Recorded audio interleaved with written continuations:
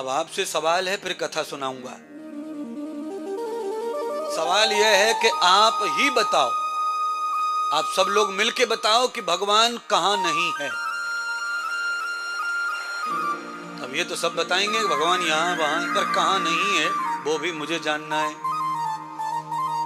जहां भगवान नहीं है वो जगह मुझे बताओ, मैं वहां पर रहना चाहता हूं। कोई है आपके पास ऐसी विज्ञान, कोई खोज, कोई मशीन कि आप बता सकें कि भगवान यहां नहीं है? भाई है, आप लोग घर में भी पाखंड करते ही हैं, घर बना के उसमें मंदिर बना लेते हैं और फिर पूरे घर में खाली मंदिर में ही भगवान को मानते हैं, बाकी कहीं नहीं मानते। बोलो, अपने आप ही मंदिर लाए, अपने आप ही मूर्ति लाए, अपने आप ही मूर्ति धरी और खुद ही मान रहे हैं कि यही है भगवान। बच्चों को भी बोलेंगे, बच्चे प्रणाम करके जाना मंदिर में, प्रणाम करके जाना मंदिर में। अच्छी बात है, अच्छी परंपरा है हो, पर क्या घर में मंदिर जहां है वहीं भगवान है क्या? भारत में एक फिल्म रिलीज हुई थी 20-30 साल पहले, बॉलीवुड की। उस फिल्म का नाम था घर ही मंदिर है। मंदिर में और मंदिर बनाने की कोई जरूरत नहीं है। अच्छा, घर को मंदिर के रूप में जो आदमी स्थापित नहीं कर रहा है, उसे घर का मंदिर, ये मंदिर, वो मंदिर, सब मंदिर भी कोई काम नहीं आएंगे। और जिसने घर को ही मंदिर का दर्जा दे दिया, स्थान दे दिया, उसके लिए सर्वत्र ही मंदिर है। इस मंदिर में आकर भी उसी को लाभ मिलेगा जो सर्वत्र भगवान को उसी भाव से देखता है। तो मंदिर में आके भगवान को उसी लाभ वो पालेगा। और वो सर्वत्र भगवान को नहीं देखता है, केवल मंदिर में ढूंढ रहा है, तो भगवान वहां उसे मिलने वाले नहीं है और ना ही उसका मनोरथ पूरे होने वाला है। यावतम तीर्थ युक्ताम च तावते गक्षामि तीर्थय। जब आदमी खुद तीर्थ बन जाए तब ही तीर्थ में जाओ, तो तीर्थ फल देगा। अगर आप तीर्थ हैं नहीं और तीर्थ में जा रहे हैं तो तीर्थ आपको स्वीकार करने वाला नहीं है। बोलो, आप कैसे अस्वीकार हो जाते हैं?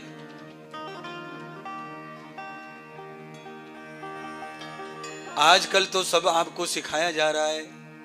आपके पास कई प्रकार के कार्ड होते हैं, कभी कभी कार्ड ही वैलिड नहीं होता, आप खूब घुसेड़ते हैं उसमें मशीन सी में, कई बार निकाला डाला, निकाला डाला, नहीं ले रहा तो नहीं ले रहा, मशीन लगे रहो। जिस प्रकार मशीन नहीं ले रही तुम्हारे कार्ड को, अनवैलिड कर रही है, ऐसे भगवान भी तुम्हें अनवैलिड कर देता है।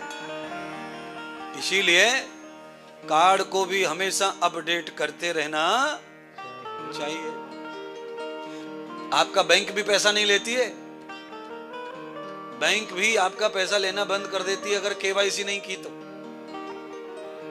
अर्थात आपने जिस डॉक्यूमेंट से खाता खुलवाया, वह खाता साल में एक बार अपडेट भी करना पड़ता है, तभी बैंक आपके साथ में रिसीव करती है आपको। अगर आप वो नहीं करते हैं तो बैंक ना बोल देती है, लेना और देना दोनों बंद। तो क्या करना चाहिए? बस मेरी बात अच्छी लग रही है तो ये भी सुन के जाओ कि कम से कम सुबह और शाम 2 बार भगवान के साथ अपडेट करते रहो खुद को। ज्यादा न हो तो इतना तो करो। तो फिर किसी महात्मा के पास, किसी मंदिर में जाओगे तो जाते से ही वैलिड हो जाओगे। जो कुछ चाहिए वह सब प्राप्त हो जाएगा। परम भाव प्राप्त होगा, परम शांति प्राप्त होगी, परम कल्याण प्राप्त होगा, परम मनोरथ प्राप्त होगा। आप जो भी चाहते हैं मिलेगा। पार्वती को भगवान शंकर समझाते समझाते कह रहे हैं, पार्वती, भगवान के जन्म लेने का एक कारण मैंने तुम्हें बता दिया, और वो है सनत कुमारों के श्राप से भगवान विष्णु के पार्षद द्वारपाल राक्षस बने, और दूसरा जन्म उन्होंने रावण और कुंभकर्ण के रूप में लिया। तब भगवान ने राम अवतार लेकर उनका उद्धार किया। दूसरा कारण क्या है? तो कहा भगवान नारायण से आशीर्वाद लेकर एक बार नारद तपस्या करने के लिए मद्राचल पर्वत पर चले गए। यह अद्भुत कथा है और इस कथा में आपको देवताओं की भी विशेषता और करतूत दिखाई देगी। देवताओं को जिन्हें हम पूज रहे हैं, देवताओं के राजा इंद्र को भी हम पूज रहे हैं, तो क्या उनमें दोष है? नहीं है। तो गोस्वामी जी ने तो पहले ही लिख दिया है,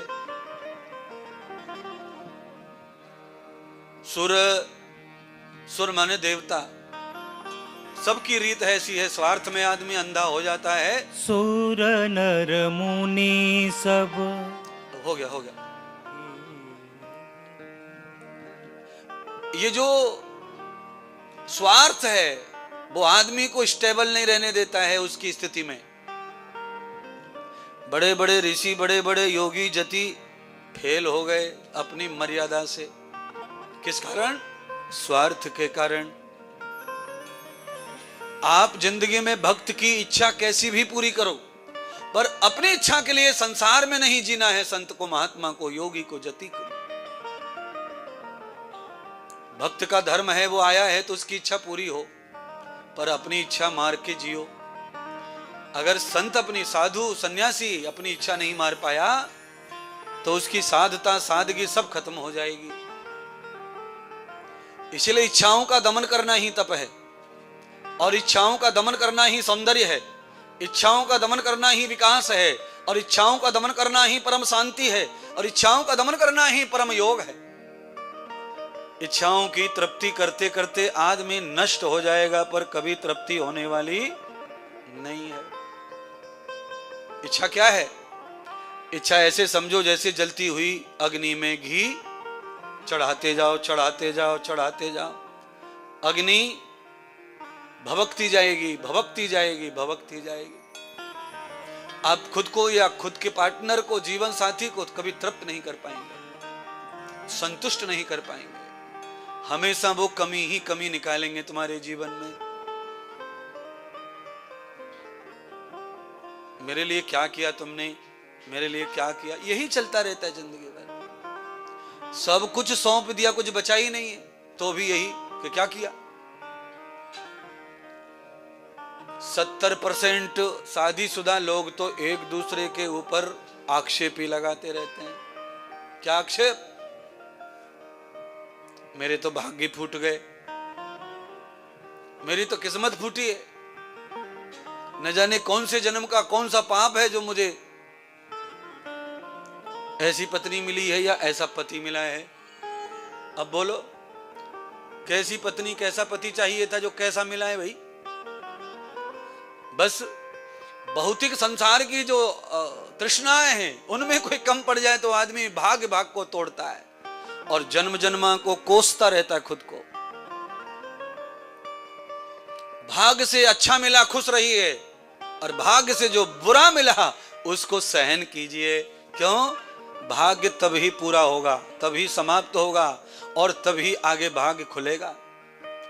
अगर आप भाग्य को सहन नहीं करते तो आपका भाग्य भोग में नहीं आएगा, तो खत्म नहीं होगा। खत्म होगा नहीं तो आगे भाग्य आएगा नहीं, निर्माण नहीं होगा। है हमेशा एक जैसा रहता है का? कई पतियों ने जिंदगी आपके लिए सौंप दी, पूरी जिंदगी भर आपको फूलों पे रखा, आज वही बेचारे बीमार पड़ गए तो क्या करें? तो क्या करना चाहिए? मैं कहता हूं जवानी में जितना प्यार न हो उतना प्यार फिर करना चाहिए आपको, क्योंकि प्यार की जरूरत तो अब है। जब तो प्यार जवानी वाला था तो वो कहीं भी मिल जाता, आपको भी और पति को भी। पर बीमार आदमी को प्यार ना मिलता कहीं। बीमार आदमी के लिए प्यार देने वाला कोई नहीं रहता। धीरे धीरे सब पता कर जाते, पत काट जाते हैं, हट जाते हैं परिवार के सदस्य। बीमार आदमी को दुनिया में सबसे ज्यादा झेलने वाली दो ही लोग हैं, पत्नी या मां। पत्नी या मां। पति नहीं झेलता, ध्यान रखना। औरत बीमार हो जाए तो पति झेलने वाला नहीं है, पर पत्नी में थोड़ी शक्ति रहती है। कितना झेलेगी नहीं बता सकता, पर हां, कुछ पति से बेटर सेवा पत्नी करती है पति की, और पत्नी से भी ज्यादा मजबूत और आनंद, परम भक्ति, परम वफा होती है मां में। मां मृत्यु पर्यंत सेवा कर सकती है बच्चे की, दुनिया की किसी भी व्यक्ति की। औरत के अंदर यह लक्षण बहुत महत्वपूर्ण होता है। औरत जितना ज्यादा सेवा कर सकती है किसी की, उतना पुरुष कभी नहीं कर सकता है, क्योंकि पुरुष के अंदर सेवा भाव होता ही नहीं है। पुरुष के अंदर तो ईगो होता है, घमंड, मैं गुड्डू है, I am teacher, I am CA, हाय हाय हाय हाय।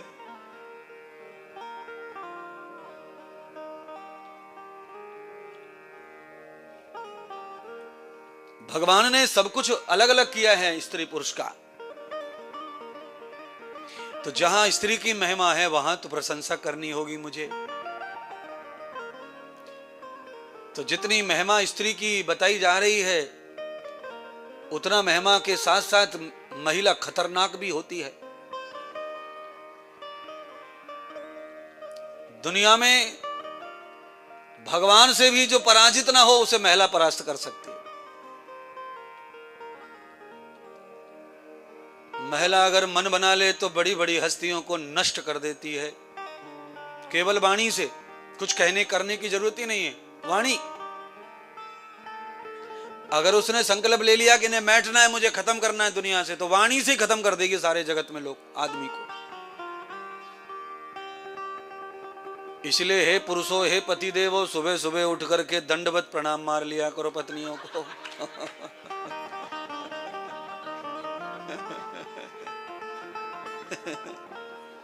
है? क्या बात है?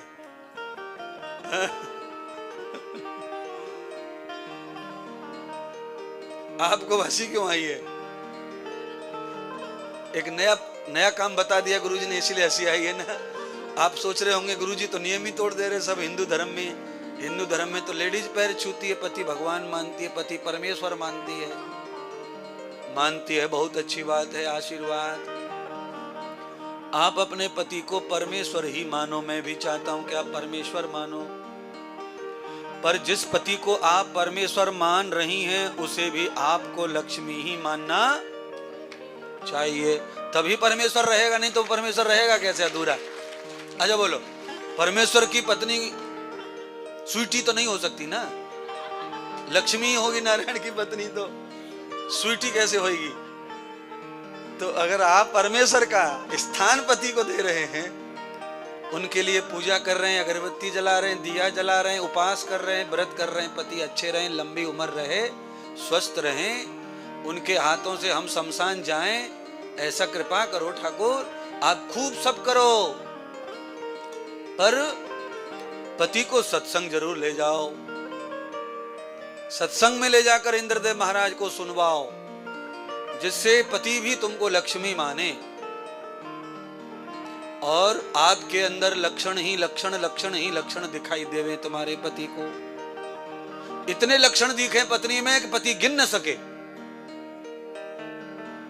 चाहे लक्षण कम है पत्नी में, कोई पत्नी रहती है बेढंगी जिसमें कोई लक्षण अच्छा नहीं है, पर पति देव को लक्षण ही मानना चाहिए। आओ देवी, बैठो देवी, जिमलो देवी, नहालो देवी, है? उससे बहुत लाभ मिलेगा। क्या लाभ मिलेगा विजय कुमार? घर पे जाके करना जो कमेंट करने, यहाँ खाली सुनना है, और घर पे जाके सब कथा को पूरा रिपीट करना है कि करना क्या गुरुजी बताओ। आज गुरुदेव ने जो बताया वो हमसे होगा कि नहीं होगा, वो घर पे सोचना है।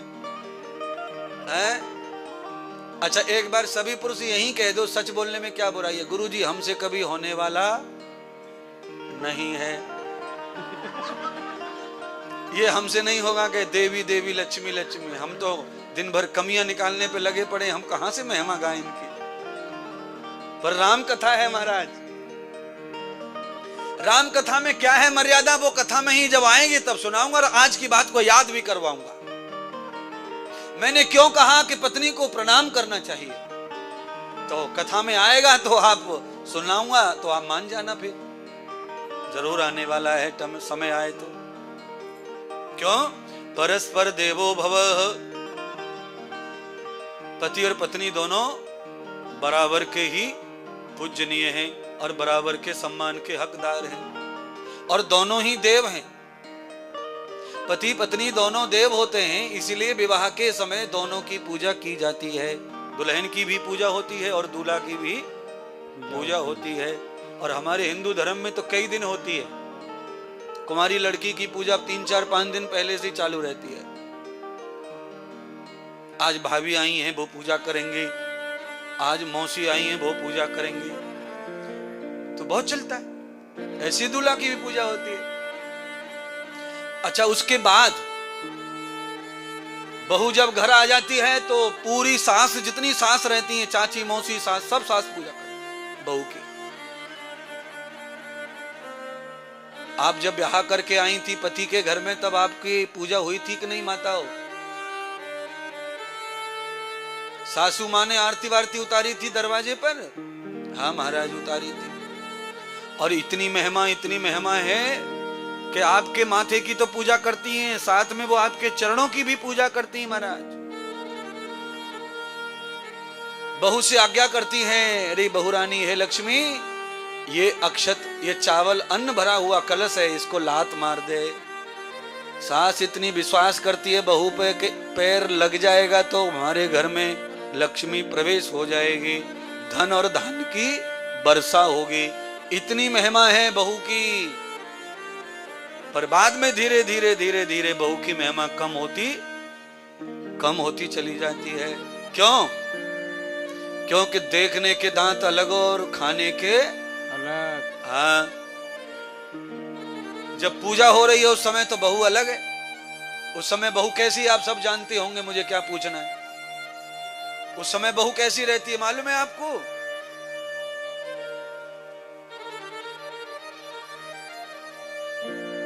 उस समय बहू ऐसी रहती है कि अपने ही पैर के अंगूठे को देखती है, इतनी शर्मीली।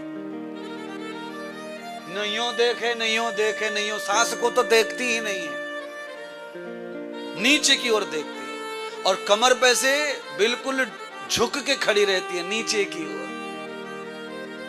सास को लगता है कि सदैव ऐसी झुकी रहेगी, ये कभी सतर नहीं होगी। पर जैसे ही घर में पूजा पाठ हुआ, देवता देवती सब पूजे, उसके बाद में बहू अचानक बहू नहीं रही। जैसी रात आई, दिन खत्म हुआ तो बहू ही खत्म हो गई डायरेक्ट। एकदम कपड़े लत्ते बदल करके अपने कमरे में गई तो अलग ही हो गई वो तो। अब समझ ही नहीं रहा कि यही बहू है कि वो थोड़ी देर पहले वाली। ऐसे कपड़े पहनकर अचानक। पुराने जमाने में शादी की जो चुनरिया, उपवस्त्र, शादी के ऊपर जो वस्त्र है, चाहे 10 लाख रुपए की साड़ी पहनाई जाए पर उसके ऊपर एक लूबड़ी जरूर पहनाई जाती, उपवस्त्र।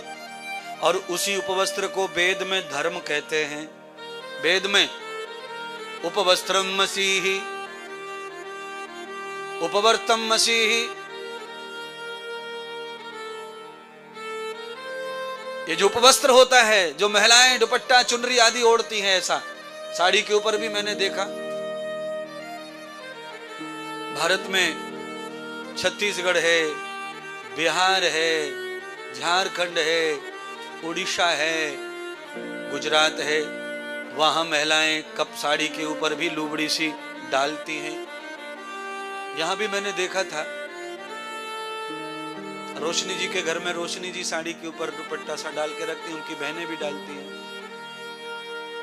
ये लुबड़ी। क्यों? वस्त्र उपवस्त्र, वस्त्र अंग ढकने के लिए साड़ी काफी है 5 मीटर की, पर ये जो उपवस्त्र है ये धर्म रक्षा के लिए है। धर्म रक्षा तो पुराने जमाने में साड़ी के फेरे गांठ मारकर दूल्हा के साथ में परिक्रमा फेरा अग्नि के लेते, उसको रख दिया जाता था बक्स में। मरते समय तक उस कपड़े की पूजा होती, पूजा पाठ हवन यज्ञ, कोई भी शुभ कर्म में वही कपड़ा बहू डोलती हो, चाहे वो दादी हो गई हो, पर वही कपड़ा डाल के पूजा में बैठती। इतना शुभ वस्त्र है वो, धर्म वस्त्र। तो अंग्रेजी में वो वस्त्र गायब हो गया है। वो वस्त्र केवल अंग्रेजी में नहीं है, बाकी सब संस्कृतियों में है।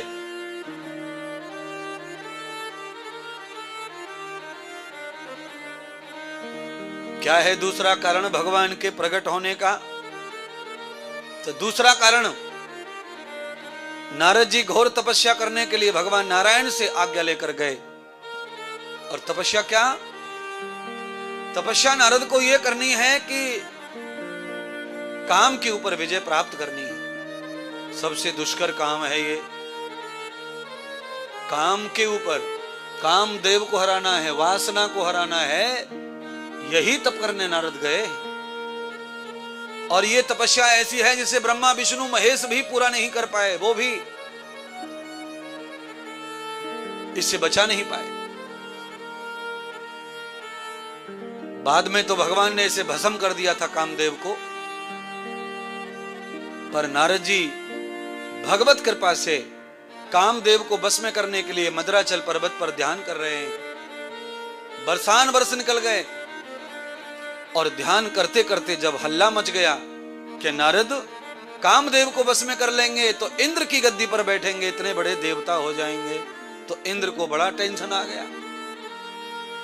इंद्र ने सोचा कि अगर नारद को यह वासना के ऊपर साधना हो गई, काम को जीत लिया, तो वो इंद्र बन जाएगा। इंद्र बनने का मतलब ही जितेंद्रिय है। अपनी 10 इंद्रियों को जो जीत ले उसी को इंद्र की उपाधि प्राप्त है। महर्षि कश्यप के पुत्र इंद्र ने भी पहले अपनी इंद्रियों को ही जीत लिया था, इसीलिए उसे इंद्र बनाया गया, राजा बनाया गया स्वर्ग लोक का। जिनको अनंत अनंत समय तक सुख भोगना है वो अपनी इंद्रियों को साधक बना के रखो। अति भोग जो है बीमारी का कारण है बंधुओं। अति भोग दुख का कारण है, झगड़े का कारण है, क्लेश का कारण है। तो अगर आपके गृहस्थ में सफलता हो रही है, प्रेम है, विचार है, सब बनाए रखो, पर काम में आसक्त अति नहीं होना। काम में आसक्त व्यक्ति का कभी घर नहीं बसा, उसका घर उजड़ा, उसका संगठन टूटा, उसका परिवार, उसका संग, उसकी पार्टनरशिप सब क्लेश में चली जाती है। इसीलिए अच्छे गृहस्थ का धर्म है कि वो सबसे पहले काम पर विजय प्राप्त करे। नारद जी ने जब साधना प्रारंभ कर दी तो इंद्र ने नारद जी की साधना बिगाड़ने के लिए कामदेव को भेजा और साथ में रति जैसी अनेक अप्सराएं भेजी और उन अप्सराओं को कहा कि जाओ नारद को तुम आकर्षित करो और साधना से भंग कर दो। नारद को भंग नहीं कर पाए। नारद जी ने कामदेव को थका दिया। कामदेव ने हर प्रकार से बाण चलाए, पर नारद ने भगवत कृपा से, भगवान की कृपा आशीर्वाद से थका दिया। कामदेव लौट के चले गए। कामदेव लौट के गए तो सब देवताओं में ब्रह्मलोक, वैकुंठ और कैलाश में नारद की जय जयकार हो गई। नारद बहुत धन्य हो गए और नारद इतने पूजनीय हो गए कि सारे देवता व्याकुल हो गए। अब नारद का ही सम्मान होगा, हम तो गए काम से। क्यों? देवता सभी भोगी ही कहलाते हैं। देवताओं में भोग की मात्रा अधिक है, पर देवताओं की फिर भी पूजा क्यों हो रही है? इसीलिए हो रही है कि वो भोग में रहकर भी सेवा अधिक करते हैं, इसीलिए उनकी सेवा के कारण पूजा हो रही है। देवता भोग में लिप्त ही हैं, अनेक भोग है उनके जीवन में, और बार बार देवताओं का पतन भी हुआ है स्वर्ग लोक से, क्योंकि भोग ही पतन का कारण है किसी भी व्यक्ति जीवन का। प्रेम उन्नति ले जाता है और भोग विनाश करता है।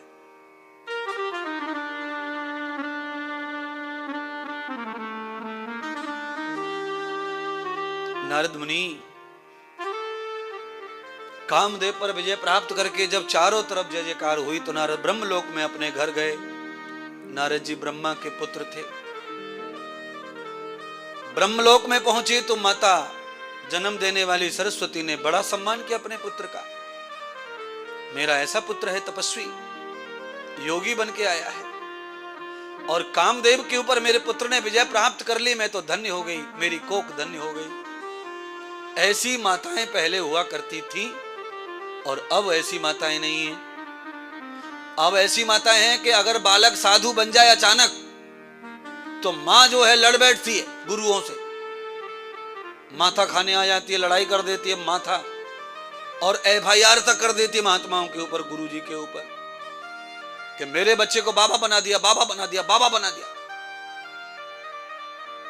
बहुत समस्या आ गई है आज के युग में महाराज। साधु अच्छे तो लगते हैं सबको, पर साधु कोई बनाना चाहता नहीं अपने बालक को। सब इंजीनियर, कलेक्टर, डॉक्टर है। क्या करोगे भैया, क्या करोगे?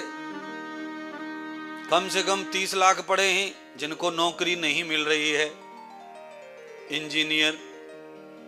एक्स्ट्रा पढ़े रिजर्व में, जो पढ़ रहे हैं लास्ट ईयर में वो तो अलग हैं, उनको भी होना नौकरी। 5 महीने बाद लास्ट ईयर पूरा हो जाएगा। समस्या बहुत है। पर अब सबको, आपको जो हैबिट है मैं कुछ नहीं कर सकता बस। पर जब दुख आता है, जब कष्ट आता है तो बाबा दिखता है, साधु दिखता है। बाबा बचाओ, बाबा बचाओ, बाबा बचाओ, गुरुजी बचाओ, महाराज बचाओ। अरे एक आध महाराज घर में पैदा कर लो है। बहू डॉक्टर है, बेटा डॉक्टर है, बहुत बढ़िया बात है। घर में 2 IAS IPS है, बहुत बढ़िया बात है। पर रास्ते नरक के ही हैं सब। सब पाप कर्म है, और सब पोजीशन में चले जाओ हर जगह पाप होगा। साधक बना करके आप अपना और अपने बच्चे का और अपने खानदान का और राष्ट्र का कल्याण पूरी तरह कर सकते हैं। और देखिए, साधु बन के भी आप वो काम कर सकते हैं।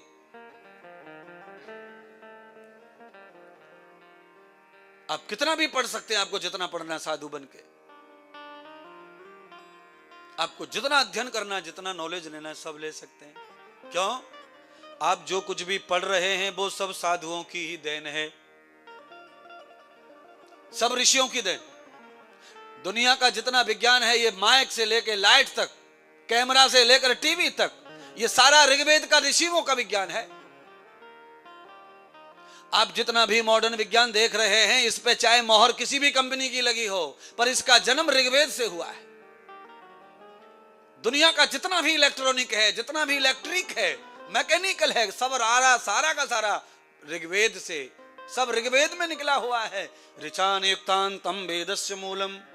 वेद का मतलब ही विज्ञान है, क्योंकि वेद शब्द का धातु है विद, और विद धातु का विस्तार योग है। विद विस्तार धातु से विज्ञान बनता है। किसी भी चीज का निरंतर विस्तार करना वेद का काम है, और वही विज्ञान का काम है। इसीलिए वेद कोई पूजा पाठ की पुस्तक नहीं है। पूजा पाठ की पुस्तक जिन पाखंडियों ने इसको बना दिया है, उसकी वजह से हिंदुओं का नुकसान हुआ, आर्यों का नुकसान हुआ, सनातन का नुकसान हुआ।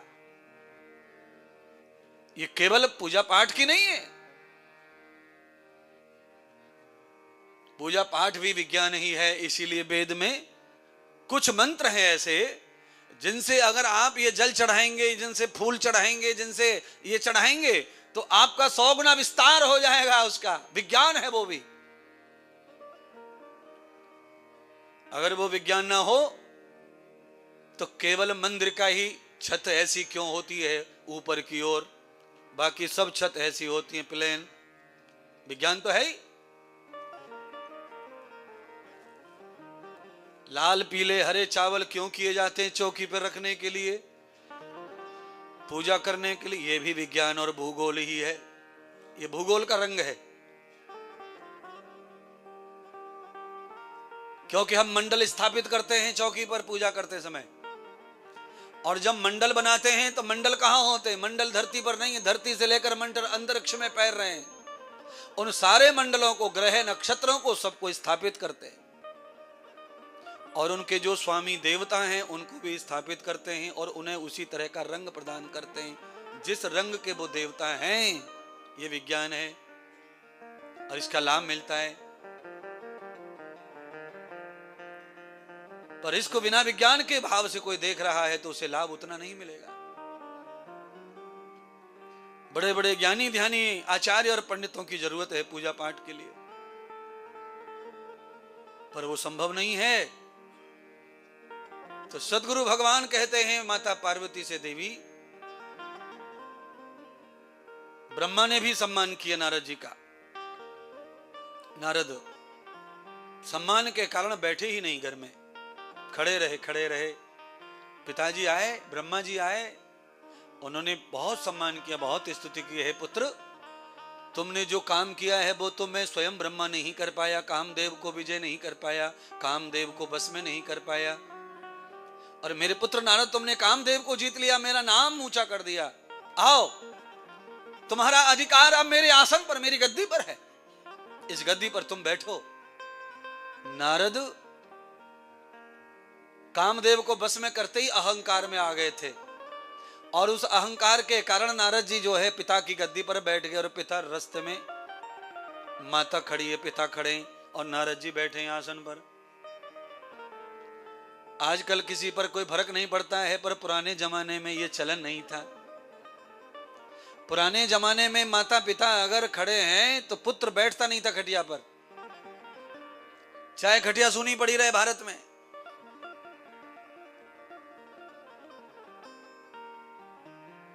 माता पिता आज्ञा करें तो बैठता था, और वो भी कहां बैठता था वो आप सब जानते हैं। जिधर तकिया लगाते हैं उधर कोई बैठता नहीं था। जहां पिता के, दादी के, दादा के, मामा के पैर पाइंत, वारी वाह संस्कृति, अनमोल संस्कृति है। जब से बेडरूम आया है समझ ही नहीं आ रहा कहां बैठे, कहां सोएं, किधर बोलें, क्या करें। है पहले बेडरूम नहीं था विजय, पहले चौपाल होती थी गांव में चौक होते थे, और गांव के साथ साथ घर में बैठक होती थी, नाम है बैठक। अब नाम बैठक का क्या है? बिल्कुल सही कहा अंग्रेजी में। अच्छा, अब बैठक तो है पर कोई बैठता नहीं उस पे, और बैठ भी जाए तो कोई किसी से बात नहीं करता। अच्छा, आप सब लोग घर में पहुंच भी जाते होंगे, बैठ भी जाते होंगे सोफा फोफा पे थोड़ा बहुत, पर बात नहीं करते कोई किसी से। कम से कम घर में आए, बैठे, तकिया उठा करके पीठ के नीचे लगाई, या छाती पे धरी, या टांगों पे धरी, दोनों कोहनियां जमा कर मोबाइल को ऐसा खोलते जैसे 7 साल के बाद मिला है, जैसे ऑफिस में था ही नहीं, रास्ते में था ही नहीं मोबाइल। बोलिए, केवल कार में से लेकर घर में आने तक का जितना डिफरेंस है मोबाइल का, 2-3-4 मिनट का, उतने में इतना ताबड़ ताबड़ हो जाता है मोबाइल के लिए। घर में आकर पहले मोबाइल पर धावा, और बाद में भोजनालय वगैरह रोटी भोटी खा के फिर मोबाइल, दोबारा मोबाइल।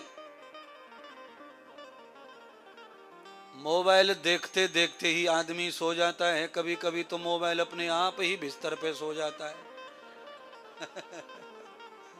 हैं? अब बोलो कैसे खुश रहेगा गृहस्थ? गृहस्थ खुश कैसे रहे? हैं? सुबह से पत्नी बाट देख रही हैं कि स्वामी आ रहे होंगे, स्वामी आ रहे होंगे। हैं? आज मम्मी का फोन आया है, मैं स्वामी से सब बताऊंगी फोन पे क्या क्या बात हुई है। पत्नी सोच रही कि मैं बात बताऊंगी फोन पे जो हुई है मम्मी से इंडिया में, और पति जो है अपने वो रोज का रूटीन वही। पत्नी ने बात को पी लिया, अब वो भी सो गई। अब सुबह हुआ, रात की बात को भूली थोड़ी है, घूम रही है लेके। अब वो रात वाली जो बात है वो चेहरे पे दिख रही है, चेहरे पे दिखती है बात। सुबह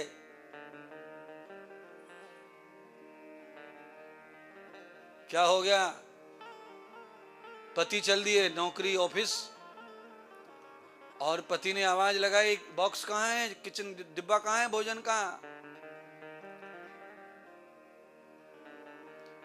तो पत्नी का जवाब यह है कि हेडिक है आज मुझको, आज हेडिक हो गया, सिर दुख रहा रात से, तो आज मैं जरा कर नहीं पाई सेवा, आप ऑफिस में कर लेना, कैंटीन में हो गया ऑफिस से, फिर शाम को घर आए, पत्नी फिर रेडी है कि कल की बात है आज कह लूंगी पर कहाँ मौका मिल रहा है, फिर वही गचर पचर पति तो दुनिया भर का टेंशन लेके आए, दुकान का, मकान का, ऑफिस का, बहुत समस्याएं, हंसते बोलते समझ लो आप। अब मैं आपको ये बताना चाहता हूं, ये तो समस्या होगी, इसका समाधान क्या है गुरुदेव, ये बताओ। इसका समाधान ये है कि चाहे पत्नी हो चाहे पति हो, घर से बाहर जाते समय घर की सब बातों को घर पे छोड़ जाओ, बाहर जाते समय बाहर का सब करो, चित्त लगाकर, मन लगाकर, और जब बाहर से घर पे आओ तो दरवाजे पर ही सारी बातों को छोड़ दो, घर में खुद घर वाले होकर घुसो, घर वाली बन के घुसो, घर में जाकर घर की बात, दुकान पे दुकान की बात। पर ये पोथन्ना दिमाग में ऐसा घुस जाता है कि ये निकलता नहीं है हमारा, इसीलिए सब दुखी और सब स्ट्रेस में, टेंशन में। नारद जी कैलाश पर भी पहुंचे प्रणाम करने, शंकर भगवान पार्वती ने भी बहुत स्वागत किया। शंकर भगवान कहने लगे, पार्वती तुम्हें ध्यान होगा, नारद जब आए थे जी तो नारद का हमने बेहद सम्मान किया था, और नारद की स्तुति भी की थी मैंने कि नारद तुम महान हो, मुझसे भी बड़े हो गए, अब तो तुमने कामदेव को जीत लिया, मैं शिव, मैं शंकर भी काम को प्राप्त नहीं कर पाया और तुमने काम जीत लिया, तुम महान हो, आओ बराबर बैठो हमारे। भगवान शंकर के जाकर बराबर में बैठ गए नारद जी। बोलो है, कभी कभी टीचर से कई गुना आगे विद्यार्थी निकल जाता है, कई गुना। टीचर टीचर ही रहता हमेशा बेचारा, पर टीचर का पढ़ाया हुआ विद्यार्थी आईएएस कलेक्टर कुछ भी बन सकता है, पर आईएएस बनने के बाद भी कभी टीचर मिलते ही भविष्य में तो उनको सम्मान बराबर मिलना चाहिए, पर कोई कोई आदमी नहीं देता सम्मान। कलेक्टर बन के आईएएस बन के आया है तो काय का टीचर, कौन सा टीचर, कौन सा गुरुजी। ऐसा ही नारद का हो गया। नारद भगवान शंकर से बड़ा काम करके आ गए तो बराबर में आके पधरा गए। पार्वती कहने लगी, हाय राम, अपने परमात्मा भगवान के बराबर में बैठ गया नारद, चरणों में बैठता था हमेशा, आज क्या हो गया। यही हो गया है। क्या हो गया है? अहंकार। शंकर भगवान ने नारद को कहा, सुनो तुमने जो महान काम किया वो कोई नहीं कर पाया, पर सुनो अब कहां जा रहे हो? नारायण के घर जा रहा हूं, प्रणाम। मेरे यहाँ पर तुमने जो किया वो ठीक है, पर नारायण के सामने अपनी प्रशंसा मत करना। नारायण ही करेंगे तुम्हारी प्रशंसा, क्योंकि उनकी कृपा से ही हुआ है जो कुछ हुआ है। राम कृपा से ही तुमने ये सब किया लीला, जो तपस्या की है भगवान के मंत्र से हुई है। तुमने जाप तो प्रभु मंत्र का किया, नारायण के मंत्र का किया है, उससे ही सब परिणाम है, पर भगवान के सामने अपनी स्तुति मत करना। जो व्यक्ति अपनी स्तुति में मेहनत करता है, मैं ऐसा मैं ऐसा मैं ऐसा, उसके सारे पुण्य छीन हो जाते हैं। भगवान विष्णु लक्ष्मी को लेकर तैयार खड़े थे, नारद आ रहे, बहुत सम्मान किया। जय हो नारद की जय हो, जय हो नारद की जय हो। नारद की जय जयकार हो रही है बैकुंठ में महाराज। लक्ष्मी माता आरती उतार रही है पुत्र की, महान काम करके आया मेरा पुत्र। लक्ष्मी नाम पुत्र नारद को मानती थी, और नारद लक्ष्मी के ही हाथ का भोजन करते थे। और कथा सुन लो आप, अपनी माँ के भोजन हाथ का कभी नहीं किया। हमेशा लक्ष्मी के घर में भोजन करते थे। तो माँ बेटे सा संबंध, तो बहुत खुश, आरती उतारी, स्वागत किया। और भगवान विष्णु तो थे ही, परीक्षा लेने लग गए। आओ नारद आओ, तुम कितना बड़ा काम करके आए, मैं नारायण होके भी कामदेव को बस में नहीं कर पाया, तुमने मेरा शिष्य होकर कामदेव को बस में करके आज मेरा नाम रोशन कर दिया। इतने से काम चला नहीं नारद का। नारद अपने मुंह से बक करने लग गए कि नारायण, हे प्रभु, भले ही मैंने आपकी कृपा से सब पाया है, पर मैं आपसे बड़ा हूं आज। लक्ष्मी कहने लगी, नारद क्या कह रहा है, चुप चुप चुप चुप, जो निकल गया सो निकल गया, आगे मत बोल। नहीं माना नारद। भगवान खुद ही प्रशंसा कर रहे, पर नारद से नहीं रुका गया। नारद ने कहा, प्रभु आप जो कर नहीं पाए वो मैंने करके दिखा दिया। मैंने कामदेव को बस में कर दिया जो आप नहीं कर पाए। अब पत्नी के आगे कोई पति को नीचा दिखावे तो बहुत मामला गड़बड़ हो जावे। पत्नी को, जो थोड़ी अच्छी पत्नी है, उनको तो अच्छा तभी लगता है जब पति की प्रशंसा हो रही हो। गुड्डी, तेरे पति कितने बढ़िया हैं? पूरे मोहल्ले में तेरे जैसा पति नहीं है। तो गुड्डी एकदम 5 किलो वजन बढ़ जावे अचानक। अच्छी औरतों को पति की प्रशंसा बहुत प्रिय है। अच्छा, कुछ औरतें गुस्सा हो जाती है पति की प्रशंसा सुन के। कई औरतों के सामने ना एक पति की बढ़िया कर दो, एकदम लाल लाल गरम गरम, तब तो कुछ बोलेंगी नहीं। जब पति नहीं रहेगा फिर पीछे से बोलेंगी, सुनो देवर जी, तुम्हें कुछ पता है, तुम्हारे जो भैया हैं ना, ये सब दिखावा करते हैं, बाहर वालों के लिए अच्छे, मेरे लिए ना अच्छे। ये हाल है। ये तो लगभग मुझे लगता है 80% पत्नियों का हाल है ऐसा। 100 में से 80 मुंह पे तो कुछ बोलती नहीं है, पर पीछे पूरे गांव में बड़ी प्रशंसा है इनकी, हमारे पति की, पर जैसे लोग समझते वैसे ना है ये। कैसे फिर ये, हमें पूछो कैसे हम रहे में इनके संग, रात दिन कैसे कैसे हम जीवन काट रहे हैं, हमें समझो। ऐसी ऐसी बातें बोले कि कहा बताऊं महाराज। अच्छा, आपको कभी कभी मेरी ट्यूनिंग में ब्रज भाषा आती है तो आपको समझ जाता है क्या? हाँ, समझ जाता है। तो बीच बीच में बोलूं क्या ब्रज भाषा? अच्छा, नहीं समझ में आ गया तो बदल दूंगा, कोई बात नहीं, चैनल मेरे पास ही।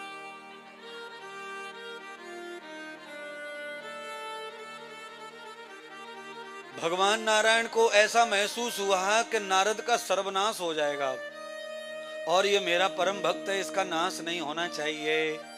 इसीलिए भगवान नारायण नारद का वेशभूषा बदल रहे हैं और उनके नाश के होने से रोक रहे हैं। नारद चले गए प्रणाम करके। भगवान ने कहा, नारद, इसी तरह तुमने अहंकार को कायम रखा तो तुम्हारा सर्वनाश हो जाएगा। तो नारद का अहंकार तोड़ने के लिए भगवान ने मार्ग में माया का नगर बना दिया, और उस माया के नगर में विश्व मोहिनी का रूप धारण करके कन्या पैदा कर दी और राजा पैदा कर दिया। और राजा और उस नगर को देख के नारद का मन मोहित हो गया। नारद मोहित हो गए, उस नगर से आगे नहीं जा पा रहे नारद।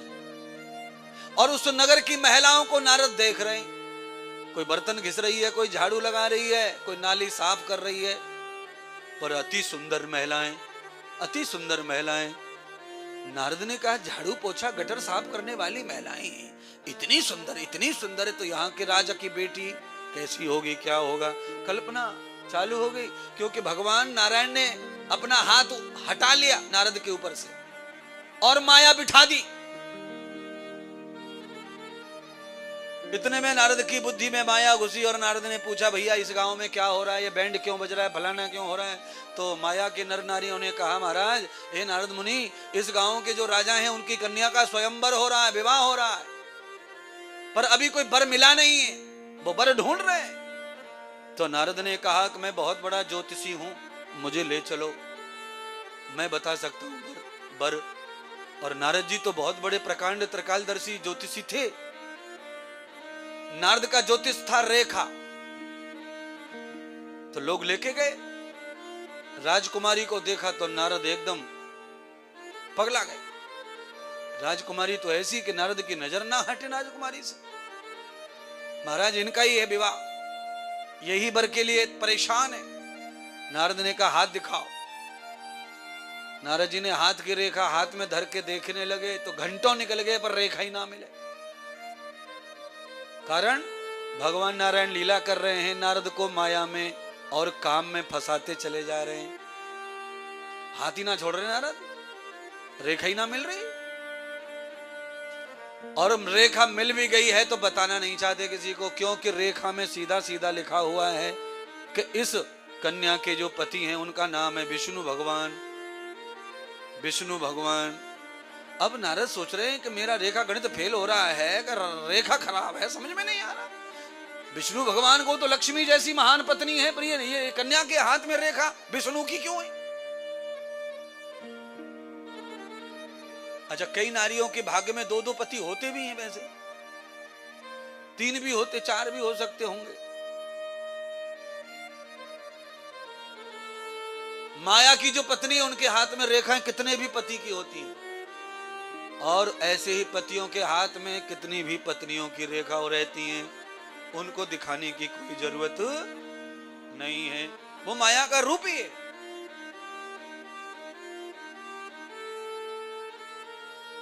शिव कहते ही माता पार्वती से, देवी देखो लीला हो रही है नारद के साथ। नारद पूरी तरह से भंग हो गए।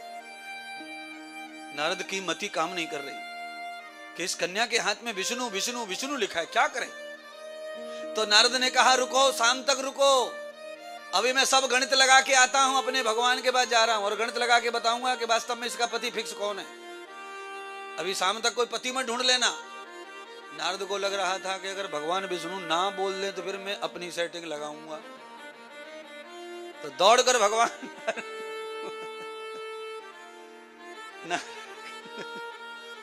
नारायण के पास में आए नारद जी, और आकर के नारद जी ने प्रणाम किया। माता लक्ष्मी ने पूछा, नारद अभी अभी गए और अभी अभी लौट के आए, क्या बात है? बड़े हाँप हाँप कर रहे हो, सांस भूल रही है। तो कहा मैया पूछो मत, मैं तो हैरान हूं, बड़ा परेशान हूं। क्या परेशानी है? मुझे ऐसा लगता है कि हे माता लक्ष्मी, तुम्हारे साथ में कुछ गड़बड़ होने वाला है। लक्ष्मी ने कहा क्या गड़बड़? तो कहा कान में बताऊंगा। तो कहा कान में बताओ। तो कान में यह है कि माता लक्ष्मी, मैं रास्ते में गया तो एक नगर की राजकुमारी के हाथ में भगवान विष्णु का नाम लिखा हुआ है पति के रूप में। तुम दोनों में कोई खटपट तो नहीं चल रही है?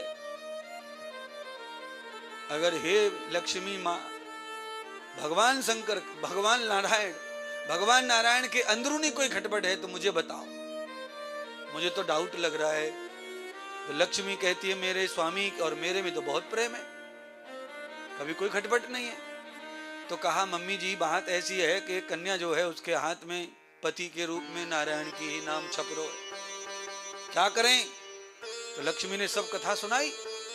तो नारायण कहने लगे लक्ष्मी ये सब मेरी लीला हो रही है, नारद के अहंकार को खत्म करने के लिए। तब तो क्या करें?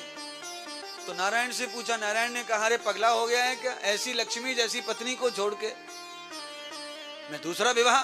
कदापि नहीं, कदापि नहीं, कदापि। 3 बार बोला विजय के नारद एकदम कुदक गए, नाचने लगे, हाय हाय हाय हाय, काम बन गया मेरा, रास्ता साफ हो गया। नारायण भगवान विवाह नहीं करेंगे, 3 वचन हो गए, तो अब तो फिर मैं अपना पेश नाम कर दूंगा। तो अब नारद जी ने कहा कि भाई विष्णु का रूप होना तब जाके बात बैठेगी, ये तो मेरा नारद रूप है, इसमें वो कन्या ना बोल देगी। तो प्रार्थना करने लगे भगवान विष्णु से कि हे परमात्मा, एक दिन के लिए आप अपनी छवि दे दो, अपना रूप मुझे दे दो, एक दिन के लिए मुझे भगवान विष्णु बना दो। जैसे मेरा काम बन जाएगा मैं आपका रूप आपको लौटा दूंगा। टेंट की दुकान समझ रहे नारद? काम हुआ कि वापस ले जाओ माल को। भगवान तो भगवान है। भगवान ने कहा ले भाई भक्त, तेरी इच्छा पूर्ण हो। भगवान विष्णु के पास में एक रूप रिजर्व रखा था जो भगवान ने कभी धारण नहीं किया था, पर था वो भगवान का ही रूप। वो कौन सा रूप है? कपि रूप। भगवान ने अपना वो एक्स्ट्रा नाम जो है रूप दे दिया, लो भाई। भगवान शिव जी के दो गण जो आए हुए थे, देख रहे थे तमाशा कि ये नारायण के घर जाकर क्या क्या होएगा, तो सब देखा उन्होंने। शिव जी के गण पीछे पड़ गए नारद के, पीछे पीछे पीछे पीछे। उनको पता चल गया कि नारद बंदर का रूप बन गए हैं, अब नारद का बड़ा खिल्ली उड़ेगी, मजाक उड़ेगा। नारद को पता नहीं है, नारद अपने आप को विष्णु मानकर जा रहे हैं। अच्छा, कई लोग तो ऐसे ही इतराते हैं, शकल बंदर की सी, और मॉल में ऐसे घूमेंगे जैसे दुनिया के सबसे सुपरस्टार यही है। मॉल में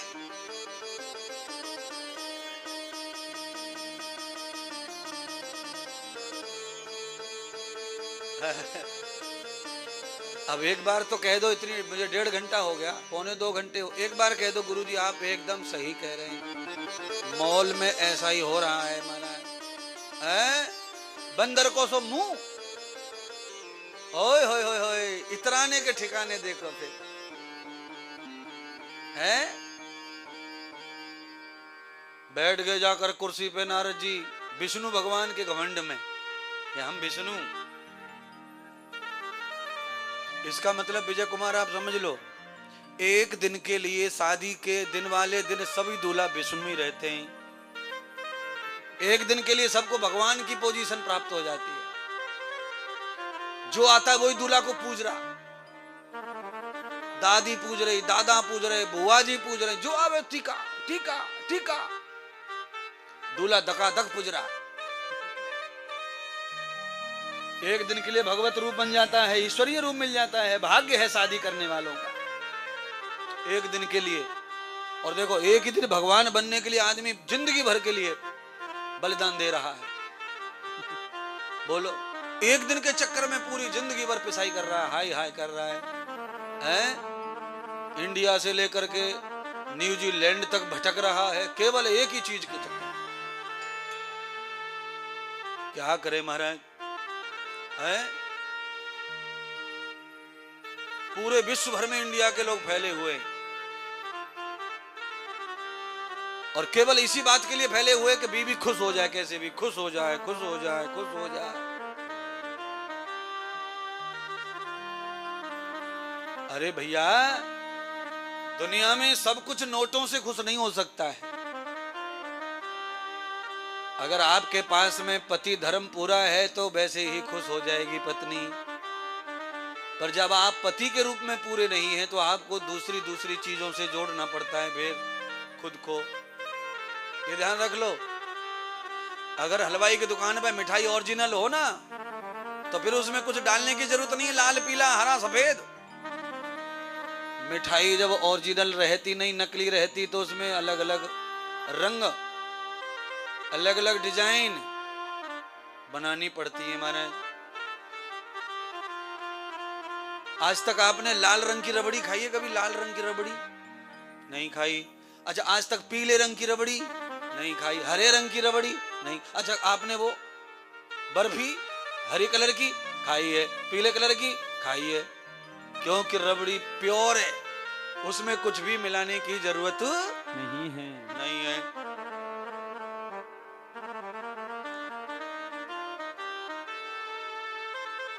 इधर से उधर से चारों तरफ से सामग्री जोड़ के परिवार को खुश करना पड़ता है। जब हम पति नहीं रहते तब, और तब हम पत्नी नहीं रहती तब। एक पुरुष एक स्त्री को कभी खुश नहीं कर सकता, पर एक पति अपनी पत्नी को हर समय खुश रख सकता है। भूख से, प्यास से, दुख में, हर समय खुश, दुख में भी खुश, पर वो पति होना चाहिए। कथा राम की चल रही है तो राम कितनी विपत्ति में आगे कथा में आएंगे, पर सीता खुश है। न घर है, न द्वार है, न वस्त्र है, न भोजन है, न सम्मान है, न प्रतिष्ठा है, पर सीता खुश है। क्यों?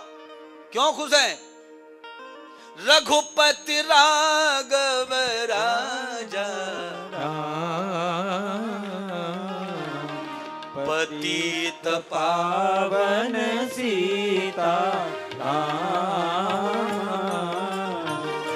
मंगल भवन अमंगल हारी प्रभु सुदशरथ अजर बिहारी। श्री राम जय राम जय जय राम। श्री राम जय राम जय जय राम।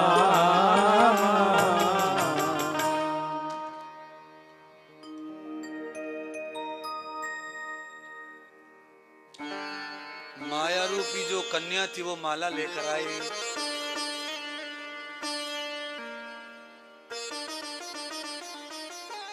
नारद जी फिक्स बैठे थे मेरी तरफ, इसमें तो मेरा अधिकार है माला पे, इधर ही आएगी, इधर ही आएगी। माया रूपी जो कन्या थी वो नारद जी की कुर्सी के सामने से थोड़ी आगे की ओर बढ़ी। अब नारद परेशान। नारद ने खांसी कर ली खुद के गले में। नारद जी क्या कह रहे हैं कि मेरी तरफ देखो, मैं इधर हूं, इधर हूं। नारद जी ने अपनी गर्दन को भी लंबा किया काफी। जितनी एक्टिंग है बंदर की सब कर रहे थे। बगल में सादा भेष में भगवान विष्णु आके बैठे थे। नारद को पता ही नहीं था घमंड के कारण के भगवान बैठे हुए बगल में। जाके माला सीधी विष्णु के गले में। नारद ने देखा कि ये माला मेरे नाम पर वहां गई है और ये फटे टूटे कपड़े वाले के गले में डाल दी ये माला, ऐसे खूबसूरत को छोड़ के। नारद जी ने देखा, नारद जी कुपित हो गए, नाराज हो गए, दुखी हो गए, परेशान हो गए और चल दिए। खड़े होकर गुस्से में भगवान शिव जी के गण पीछे पीछे नारद जी को पकड़ लिया। जंगल में जाकर एक सरोवर के पास नारद जी कहने लगे क्या बात है? तो कहा नारद जी आप जैसा सुंदर जगत में कोई नहीं, इस समय इतने सुंदर हैं आप, पर फिर भी आपकी शादी हुई नहीं। नारद जी ये सुंदरता सूर्य अस्त होने पर गायब हो जाएगी, एक दिन के लिए उधार मिली है, इसलिए एक बार अपने दिव्य सुंदर रूप को दर्शन कर लो। नारद जी जंगल में शीशा नहीं था तो सरोवर पानी, नारद जी को पानी के किनारे ले गए तो कहा एक बार पानी में देखो। जैसे ही नारद जी ने पानी में अपनी परछाई देखी, नारद जी अपने रूप को देखकर, बंदर के रूप को देखकर क्रोधित हो गए। नारद जी परम भक्त थे भगवान के, महातपस्वी नारद थे। नारद ने उसी समय जब रूप देखा तो वो ये भूल गए कि मैं नारायण का भक्त हूं। उन्होंने भगवान को श्राप दे दिया। भगवान को श्राप दे दिया कि हे नारायण, तुमको ये लगता है कि जगत में तुमसे बड़ा कोई नहीं है, पर सुनो जगत में तुमसे बड़ा तुम्हारा ही भक्त है। मैं श्राप देता हूं, तुमने मुझे जो बंदर की शकल देकर पत्नी के सुख से वंचित किया, त्रेता युग में जब तुम जय और विजय का उद्धार करने के लिए अवतार लेकर आओगे तब तुम्हें पत्नी का सुख प्राप्त नहीं होगा, और जब मैं और मेरी प्रजाति के जंतर मंतर बंदर आएंगे तब ही तुम अपनी पत्नी का सुख भोग पाओगे। अगर मेरा सुख गया है कि सुख तुम्हारा भी जाएगा। इतनी देर में भगवान पहुंच गए, ताली बजाएं, वाह वाह नारद धन्य कर दिया तूने, मौज कर दी, मौज कर दी, मेरी श्राप दे के मेरा कल्याण हो गया। मैं यही चाहता था कि तुम मुझे श्राप दो, श्राप दो, श्राप दो। नारद कहने लगे मैंने श्राप दिया और भगवान मेरी जय जयकार कर रहे हैं। अब नारद की खोपड़ी से वो काम उतरा, वासना उतरी, घमंड उतरा। नारद भगत फिर से बन गए, चरणों में गिर पड़े, हे परमात्मा माफ करना, स्वार्थ में मैं अंधा हो गया था, इसीलिए मैंने आपको श्राप दे दिया, मेरे श्राप को वापस कर दो प्रभु, मुझसे गलती हो गई। भगवान कहने लगे नारद ना ना ना ना ना ना, तुम्हारे श्राप के बगैर मेरा काम ही नहीं बनता। धरती लोक पर मनुष्य बनकर जाने का अवसर मुझे मिलता ही नहीं। तुमने बहुत बड़ा काम कर दिया मेरा, तुम धन्य भक्त हो। और सुनो नारद, तुम भी मेरे साथ में रहोगे इसी रूप में, नारद के रूप में। और तुमने जो कहा, जो मैंने तुम्हें रूप दिया है बंदर का, यह रूप भी रहेगा। तुम दोनों रूप में मेरे साथ ही रहोगे। मुझे तुम्हारे श्राप से गुस्सा नहीं आया, तुमने तो मेरा काम बना दिया। पार्वती, नारद के श्राप लगने से भी भगवान विष्णु ने राम अवतार लिया।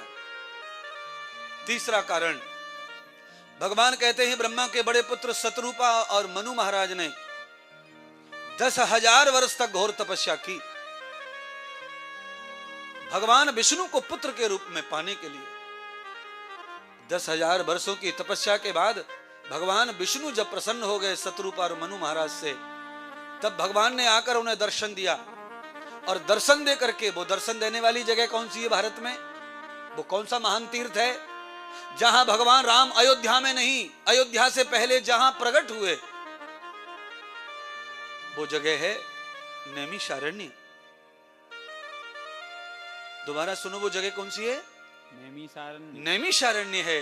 नैमिष, जहां हजारों ऋषियों ने तप किया है, वहां मनु महाराज ने अपनी पत्नी के साथ 10,000 वर्ष तप किया। तब भगवान विष्णु ने उन्हें वरदान दिया कि हे मनु, हे शत्रुपा, रघुकुल के कुल में तुम्हारा अवतार होगा, तुम कौशल्या बन के आओगी और मनु दशरथ बन के आएंगे, तब मैं तुम्हारी कामना पूरी करूंगा और तुम्हारे घर पुत्र बनकर प्रकट होऊंगा। तब ये 3 कारण सुने माता पार्वती ने भगवान के प्रकट होने के। तो कहा और कोई कारण? तो भगवान के अनेक कारण बताते बताते भगवान कहने लगे कि और भी कारण हैं। तो और क्या कारण है? तो कहा चौथा कारण कि जब जब हो धर्म की हानि, जब जब होई धर्म की हानि, बढ़े असुर अधम अभिमानी,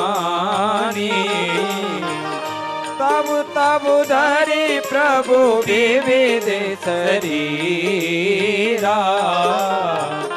तब तब धरि प्रभु विविध शरीरा, हरहि कृपा निधि सज्जन पीड़ा, हरहि कृपा निधि सज्जन पीड़ा। पार्वती, भगवान का एक सबसे उत्तम कारण है कि जब जब अधर्म बढ़ता है, दुष्ट अभिमानी बढ़ते हैं, अधम नीच लोग बढ़ते हैं, तब भगवान अवतार लेते हैं। अधम किसको कहते हैं? अभिमानी समझ में आया आपको, असुर भी समझ में आया, राक्षस को कहते हैं। पर नीच कौन है? अधम। अधम कौन व्यक्ति होता है? अधम कहते हैं अपनी मौसी की कन्या को गलत नजर से जो देखे, मामा की बेटी को गलत नजर से जो देखे, अपने अंकल चाचा की लड़की को गलत नजर से जो देखे, वो अधम प्राणी है। और जब मनुष्य में अधमता आ जाएगी तो भगवान आएंगे। सज्जन लोगों को जब दुख होगा, परेशानी आएंगी, तो भी भगवान आएंगे। धर्म को मानते मानते लोगों में धर्म के प्रति गिलानी आ जाएगी, लोग धर्म को नहीं मानेंगे और अधर्म में रुचि रखेंगे, तब भगवान आएंगे। ये भगवान के अनन्य कारण है। और भक्तों के भक्ति से प्रसन्न होकर भी भगवान पधारते। आज कौशल्या दशरथ का जन्म हो गया, मिलन हो गया। कौशल्या को जब बच्चे नहीं हो रहे तो कौशल्या ने अपनी मनचाही कन्या से विवाह करवाया दूसरा राजा दशरथ का, सुमित्रा से। सुमित्रा से भी जब बालक नहीं हुए तो राजा दशरथ आर्यव्रत की रक्षा कर रहे थे राक्षसों से। उस समय राजा दशरथ का रथ दौड़ रहा था दुश्मनों के पीछे, तो अचानक पहिया निकल गया और जहां पहिया निकला वो जगह है कश्मीर।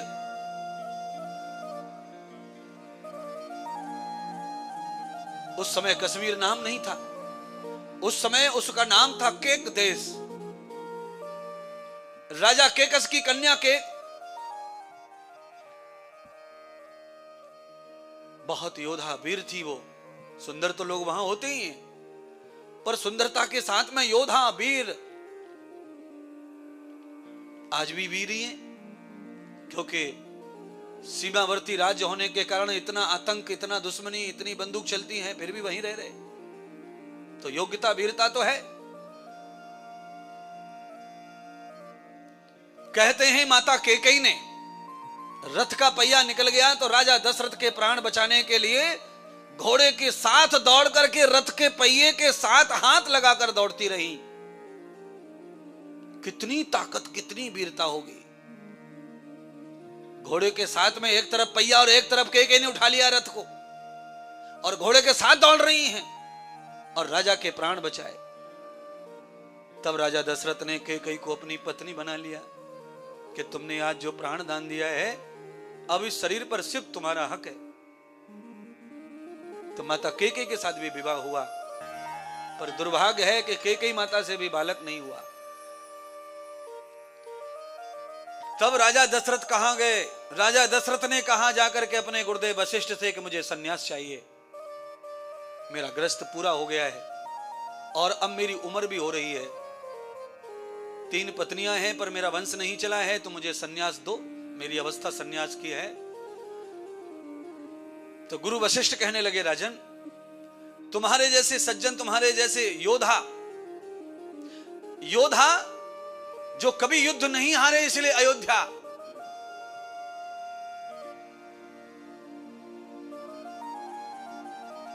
ऐसे राजा के अंश से तो वीर होने चाहिए, पुत्र होना चाहिए।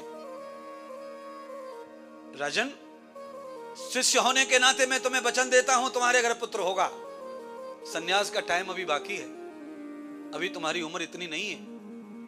राजा होने के नाते तुम्हारा धर्म अच्छा है कि तुम न्यास लेना चाहते हो। पहले सब लोग सन्यास लेते थे बुढ़ापे में, क्योंकि पहले संस्कृति वैसी थी। सब लोग राज्य का, ध्यान का, सबका त्याग करते थे पहले, जिससे क्लेश नहीं रहता था, बुढ़ापे में किसी का अपमान नहीं होता था। पहले पुराने जमाने में बूढ़े लोगों का भयंकर अपार सम्मान था, कारण त्याग। अब बूढ़े लोगों में त्याग नहीं है तो सम्मान भी नहीं है उनका। घर त्याग करना बूढ़े लोगों के लिए ऐसा हो रहा है जैसे मानो प्राण निकल रहे हों।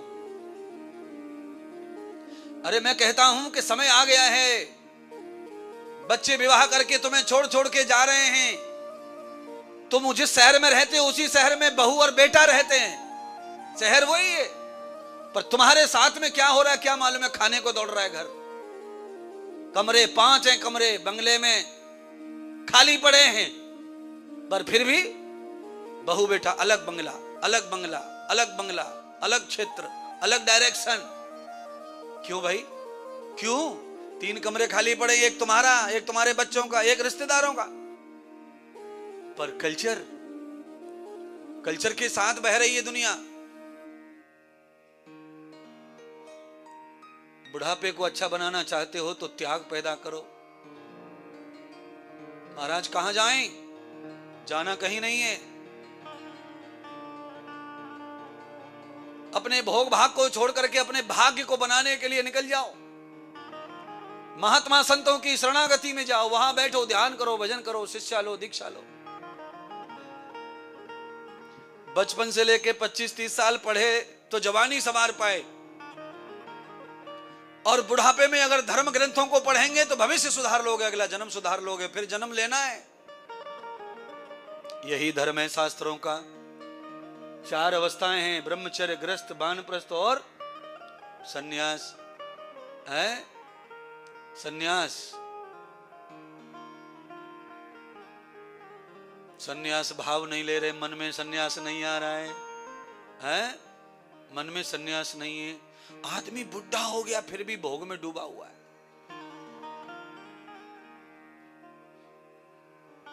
है? बोलो, कम से कम 90-85 साल की उम्र है, फिर भी 85 साल की अम्मा भी गालों पे ब्लीचिंग करवा रही है।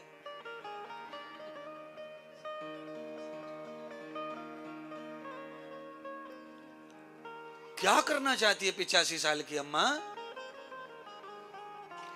अब छोड़ दो अम्मा। क्यों? भगवान का दिया हुआ चमड़ी, भगवान का दिया हुआ दाढ़ और दांत चला गया है, तो अब ब्लीचिंग से कुछ होने वाला नहीं है। सुनो ना, दीवाल गिर जाए तो पुट्टी मारो, कलर मारो, कोई फायदा नहीं है। हाँ, ये सब नई दीवार पे अच्छे लगते हैं। कलर मार दिया, कलर चेंज कर दिया, एलिवेशन करवा दिया, क्योंकि स्ट्रक्चर मजबूत है। पर यहां तो सब उखड़ गए। जितने मोटे मोटे थे चबाने वाले सब खुक्कड़ हो गए। यहाँ 2-3 बच्चे सामने सामने के, इनसे रोटी कटती नहीं, फटती नहीं। यहाँ का ही सब गया। अब ब्लीचिंग वाली, पार्लर वाली जैसे हाथ घुसेड़ती है तो उसका गुब्बारे में घुस जाता है।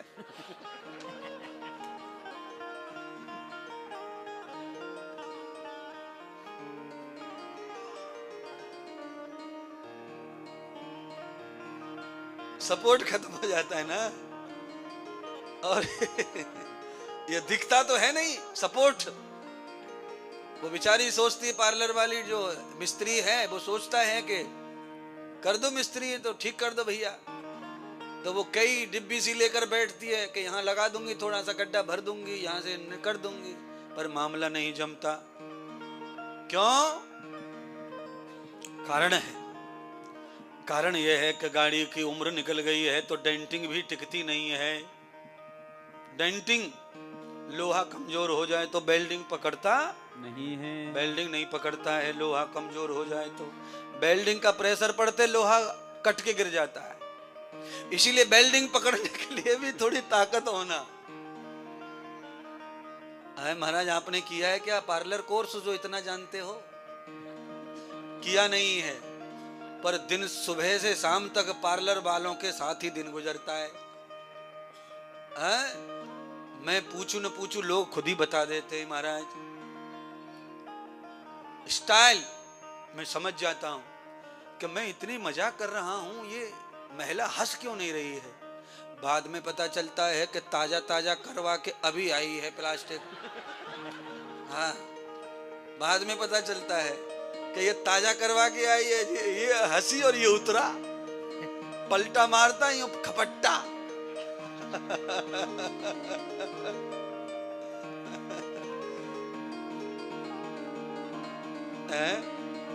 देखो, 1.5 घंटे से बड़ा सीरियस चल रहा था मामला, और अगर खून पतला नहीं हुआ तो गोली खानी पड़ती है खून पतले की। और महात्मा इंद्रदेव को सुन के गोली खानी पड़ी तो कथा में आने का फायदा क्या है। इसीलिए अब हंसते हंसते, नाचते नाचते शेष टाइम चलेगा। क्यों? महात्माओं की जीवन में क्या महिमा है वो सुनो कथा। महात्मा जीवन में जब होते हैं तो ऐसे मौके पर जीवन जब बर्बाद दिखाई देता है तो महात्मा ही उसे बचा लेते हैं। वशिष्ठ मुनि ने तत्काल फोन किया। किसको? अगस्त मुनि को। वशिष्ठ मुनि ने एक और फोन लगाया श्रृंगी ऋषि को। तीनों ऋषियों को लेकर के अयोध्या के महल में पहुंच गए तीनों देवता।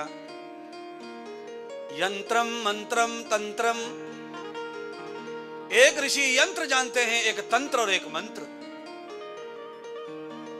हमारे आर्यवर्त में, आर्यों की संस्कृति में अगर कोई विशेष अनुष्ठान हो तो उसमें कम से कम 3 आचार्य होने चाहिए। एक आचार्य, एक अधर्यु, एक उद्गाता और एक पुरोहित, एक ब्रह्मा। ये 5 हैं।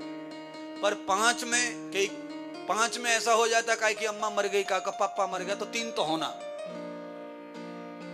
तब यज्ञ सफल होता है। पर अब ऐसा कौन कर रहा है?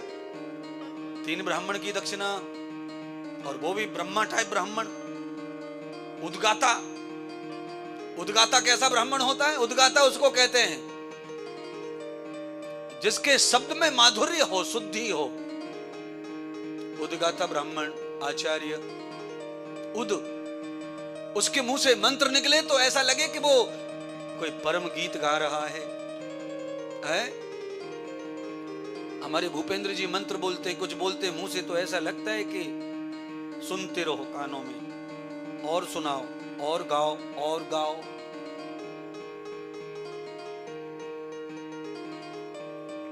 तो ये उद्गाता है भूपेंद्र जी।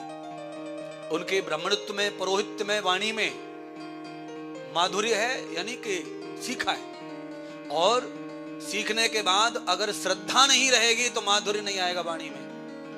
पूजा के प्रति, काम के प्रति श्रद्धा, तो फिर माधुर्य पैदा होता है। वाणी से, मंत्रों से मधुरता निकलती है, शुद्धि निकलती है।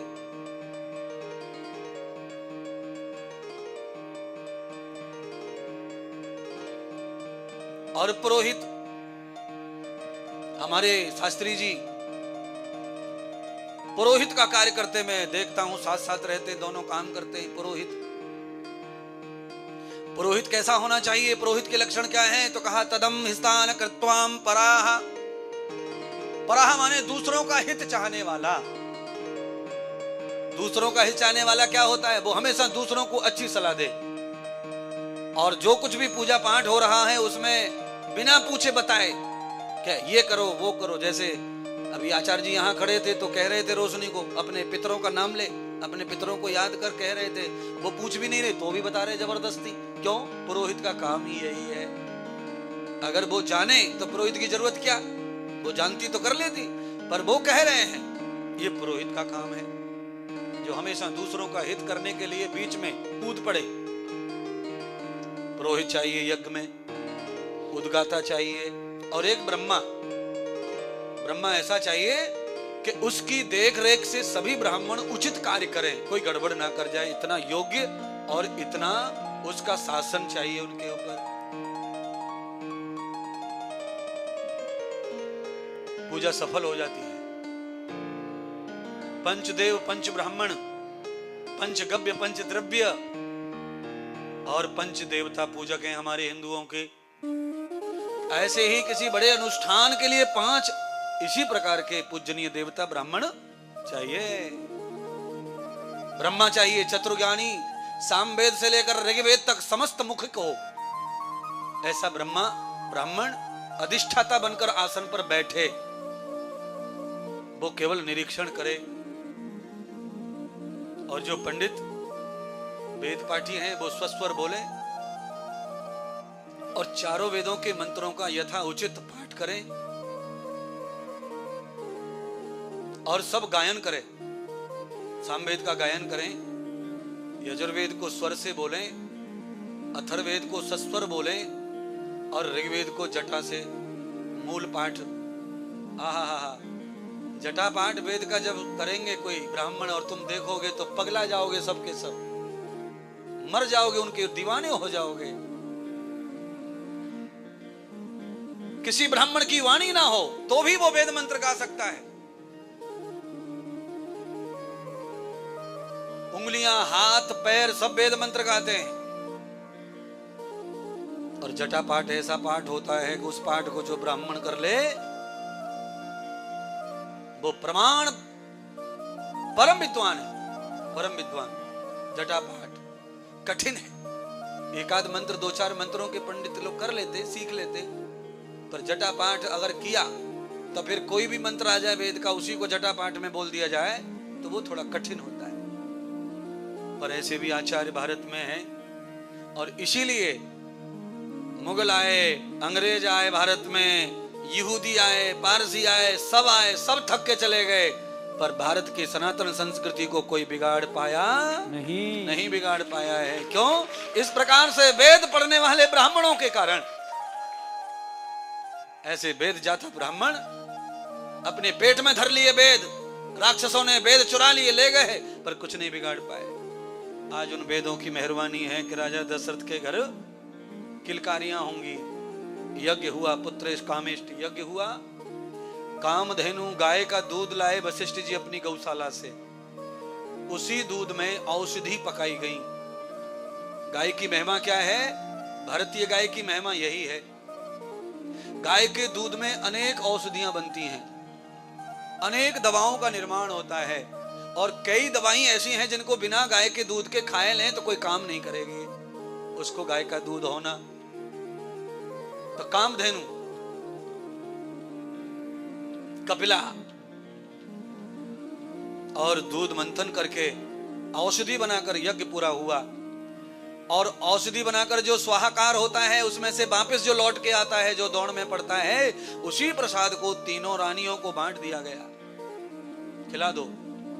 प्रसवा हुई, रजस्वला धर्म आया, तीनों प्राणियों को राजा दशरथ ने बांट दिया। कैकेयी माता थोड़ी सी जवान थी तो गुस्सा हो गई। उन्होंने पति को सवाल खड़ा कर दिया कि मैं नहीं खाऊंगी इसको। क्यों? क्योंकि तुम अंदर से कौशल्या को ही ज्यादा चाहते हो, मेरे पास तो खाली दिखावा करते हो, दिखावा। तुमने पहले प्रसाद कौशल्या को दिया। इसमें ही लड़ाई हो जाती है कभी कभी। हाँ, बहुत मुश्किल।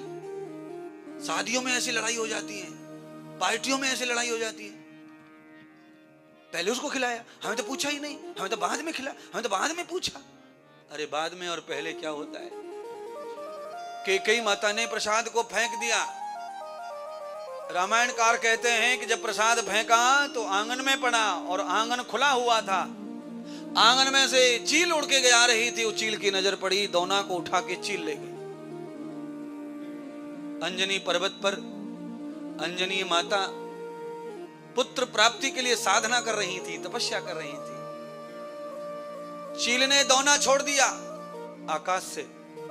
अंजनी माता के माथे पर जाकर वो प्रसाद गिरा और वही प्रसाद मुंह पर बहता हुआ, नाक से बहता हुआ, कहते हैं जीभा पर, होठों पर गया।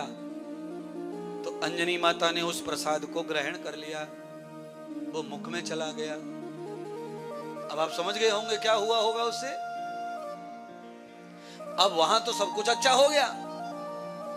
यज्ञम पुरोहितम देव्यम, यज्ञ जिसके लिए किया गया उनका तो भला होना ही है, पर जो यज्ञ में शामिल नहीं होते उनका भी यज्ञ भला करता है। केवल यज्ञ ही ऐसी पूजा है जो दुश्मन के घर भी पहुंच जाता है। क्यों? यज्ञ की सुगंध को कोई रोक सकता नहीं है। यजमान चाहे कितना भी काबू कर ले, खिड़की लगा ले, दरवाजे लगा ले, पर उसकी सुगंध रोक नहीं सकते। इसीलिए यज्ञम भी श्रेष्ठ कर्म, यज्ञ ही श्रेष्ठ कर्म है दुनिया में। पूजा में सबसे बड़ी पूजा यज्ञ ही है, दुनिया की, विश्व की और आर्यों की। दुनिया में ब्रह्मा से लेकर के महाभारत तक यज्ञ के अलावा दूसरा कोई पूजा पाठ नहीं था। केवल ब्रह्म यज्ञ, देव यज्ञ, अतिथि यज्ञ, बलि यज्ञ, बस वैश्य देव यज्ञ और पितृ यज्ञ। माता पिता की सेवा करना ही बड़ा यज्ञ मानते थे पहले। अब माता पिता को दूर करके अकेले रहने को बड़ा पुण्य मानते हैं। फ्री हो गए, टेंशन फ्री। हाँ, और मेहमान को देखकर अब टेंशन आ जाता है। पहले मेहमान को देख के नाचते थे बच्चे, मामा आ गया, मामा आ गया। अब मामा आ गया तो टेंशन आ जाता है बच्चों को। पहले बड़ी खुशी होती थी महाराज, अब क्या हो गया है? समझ लो, जन्म भगवान का प्राकट उत्सव होना है, क्या किया जाए? वशिष्ठ जी मौजूद थे, गुरुजी। तो गुरुजी ने कहा राजा दशरथ से, राजन अब ऐसा करो कि कैकेयी रूठी है पर उसे प्रसाद जरूर खिलाना है। उसके प्रसाद को पक्षी ले गया, तो क्या किया जाए? तो गुरुदेव ने कहा कौशल्या और सुमित्रा के पास जाओ, वही कुछ योजना बताएंगी। तो कौशल्या और सुमित्रा दोनों ने मिलकर अपने अपने दोने से प्रसाद निकाल कर कैकेयी को 2 हिस्से करके बढ़ा कर दिया। अब हिस्से 2 हो गए कैकेयी के पास में, इसलिए 2 ही पुत्रों की जननी धारण कर लिया कैकेयी ने, कौशल्या और सुमित्रा ने। सब रानियां गर्भवती हो गई। नगाड़ा बज गया अयोध्या में कि तीनों रानी पेट से हैं। समय आया, सारे देवता अयोध्या में पहुंच गए, क्योंकि भगवान नारायण ने घोषणा कर दी थी। कैसी घोषणा? नौमी तिथि नव मास पुनीता। घोषणा कर दी भगवान ने कि नौमी तिथि, चैत्र मास की नौमी तिथि, दिन के 12 बजे अयोध्या में मैं प्रकट हो रहा हूं। नौमी तिथि मधुमास पुनीता, नौमी तिथि मधुमास पुनीता, शुक्ल पक्ष अभिजित हरि प्रीता, शुक्ल पक्ष अभिजित